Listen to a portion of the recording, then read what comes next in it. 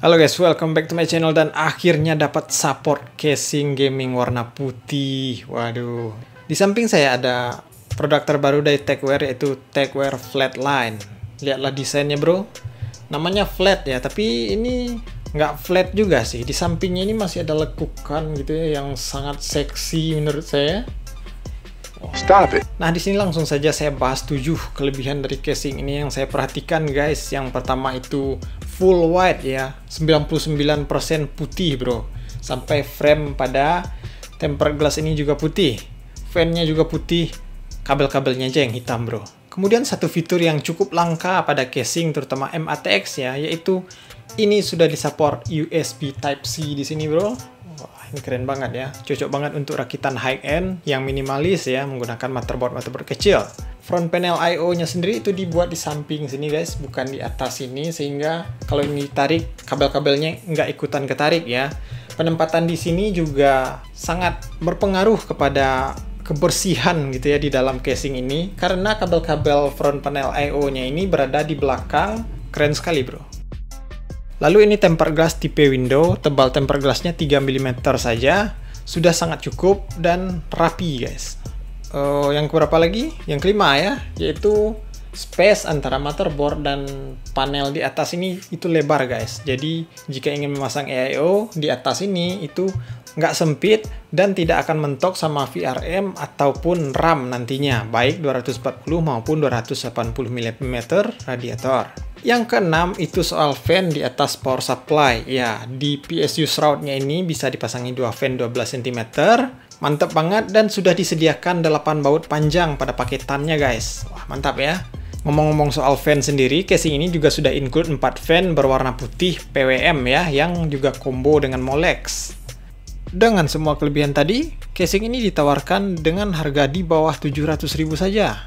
Nah, casing ini akan saya isi pada video ini dengan suatu rakitan 7 jutaan ya. Karena casing ini terlalu seksi ya, jika putih-putih aja maka akan saya tambahkan. Apalagi kalau bukan stiker brothers, Kang Stiker is back. Mari kita lihat nanti bagaimana hasil build-nya. Let's go!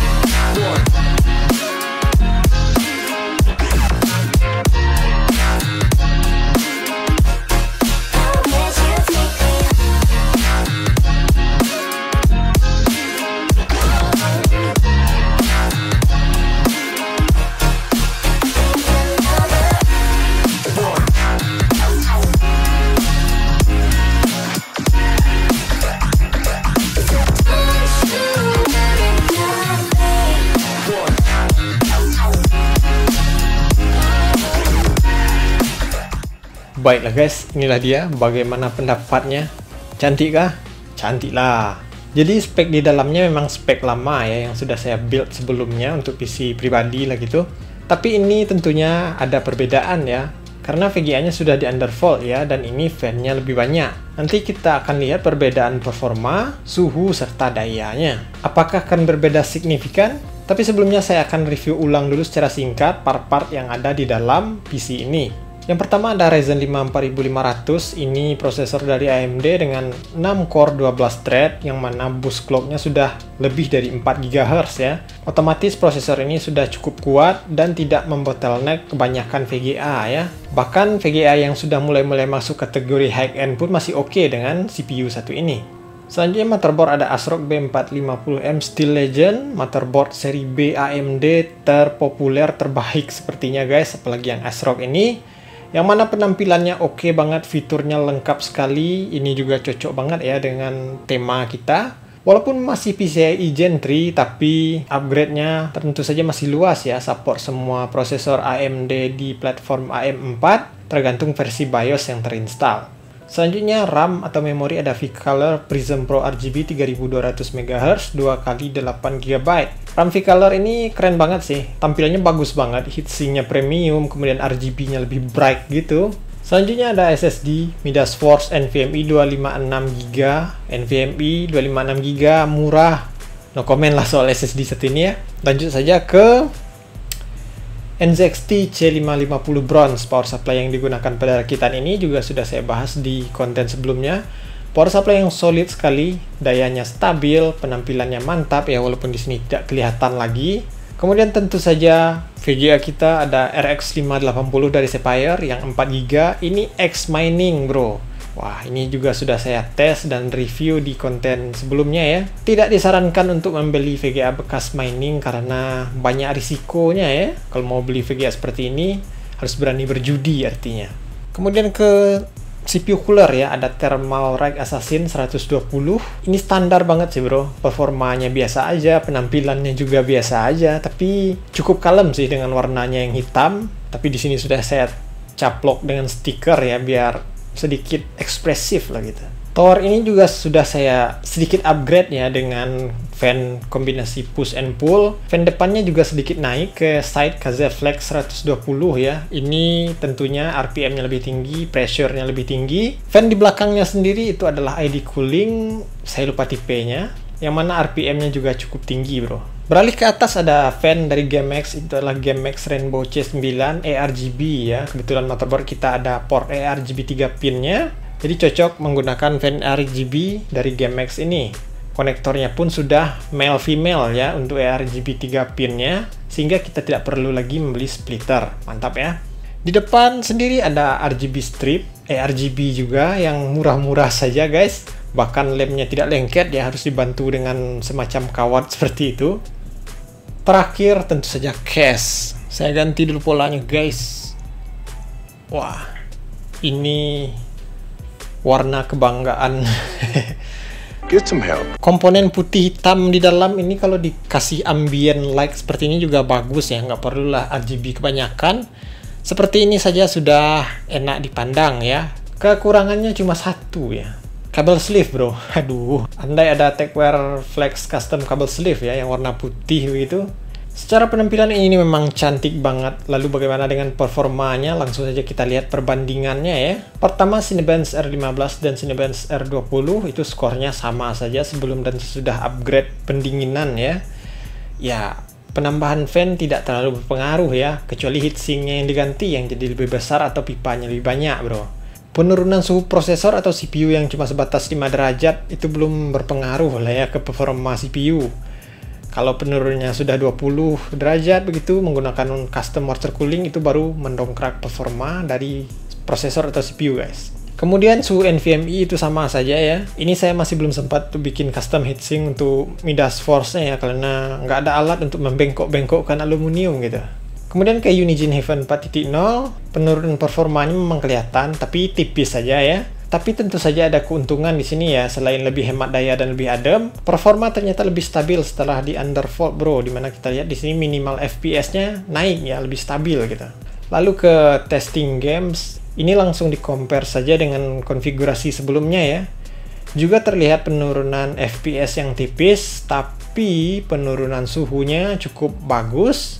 Dan penurunan daya dari VGA itu bisa sampai 50 watt. Undervolt memang bagus sekali ya. Memaksa VGA keluaran PLN ini untuk berkhianat sama PLN gitu ya. Undervolt juga bermanfaat untuk ya bisa dibilang menambah panjang umur VGA lah gitu, karena lebih adem dan kerjanya menjadi lebih ringan ya.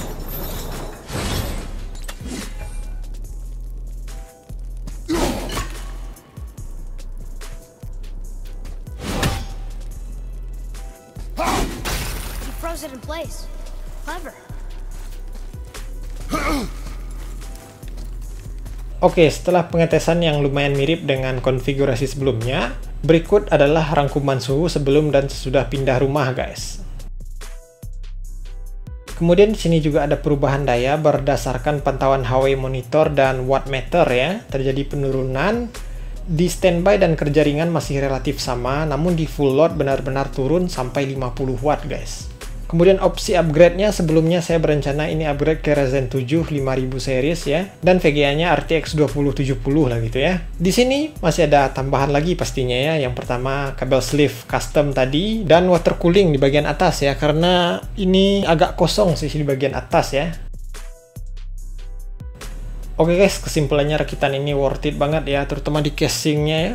Lihatlah betapa indahnya, apalagi kalau berwarna pink gitu ya. Include 4 fan ini mungkin terasa berlebihan ya, apalagi bagi teman-teman yang benar-benar cinta RGB, pengen pasang fan RGB gitu ya. Tenang saja, 2 fan ini bisa dipindahkan ke bawah, ke atas, maksudnya ke atas power supply gitu ya, tapi tentu saja dengan menggunakan motherboard yang slot PCIe-nya mulai dari nomor 1 ya, bukan nomor 2 seperti ini. Kemudian 2 fan lagi yang tersisa bisa dijadikan kombinasi push and pull pada radiator di atas, guys. Itu saya rasa masih bisa ya, karena space-nya cukup lebar di sini. Untuk overall spek juga masih bisa diandalkan, cukup bertenaga untuk kebutuhan kekinian. Harganya pun nggak kemahalan ya, apalagi ini juga upgradable lah. Oke teman-teman, saya rasa itu saja yang bisa disampaikan pada rakitan kali ini. Jika ada kritik, saran, tambahan, dan koreksi lainnya, silahkan berkomentar guys. Mohon maaf jika ada kesalahan dan kekurangan. Terima kasih banyak kepada teman-teman yang sudah menonton hingga sejauh ini. Kita berjumpa lagi di video selanjutnya. Sampai jumpa guys.